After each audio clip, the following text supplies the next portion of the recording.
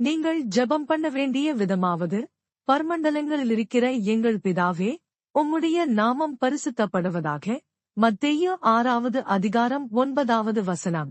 In this manner, therefore, pray, Our Father in heaven, hallowed be your name. Matthew chapter 6 verse 9. உம்முடைய ராஜ்யம் வருவதாக. உம்முடைய சித்தம் பரமண்டலத்திலே செய்யப்படுகிறதுல பூமியிலேயும் செய்யப்படுவதாக. மத்தேயு 6வது அதிகாரம் 10வது வசனம். Your kingdom come, your will be done, on earth as it is in heaven. Matthew chapter 6 verse 10. எங்களுக்கு வேண்டிய ஆகாரத்தை இன்று எங்களுக்குத் தாரும். மத்தேயு 6வது அதிகாரம் 11வது வசனம். Give us this day our daily bread. Matthew chapter 6 verse 11.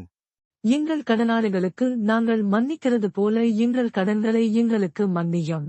மத்தேயு 6வது அதிகாரம் 12வது வசனம். And forgive us our debts, as we forgive our debtors. Matthew chapter 6 verse 12. எங்களைச் சோதனைக்குட்பட பண்ணாமல், தீமையினின்று எங்களை இரட்சித்துக் கொள்ளும். ராஜ்யமும் வல்லமையும் மகிமையும் என்றென்றைக்கும் உம்முடையவைகளே. ஆமென் என்பதே. மத்தேயு 6வது அதிகாரம் 13வது வசனம். And do not lead us into temptation, but deliver us from the evil one. For yours is the kingdom and the power and the glory forever. Amen. Matthew chapter 6 verse 13.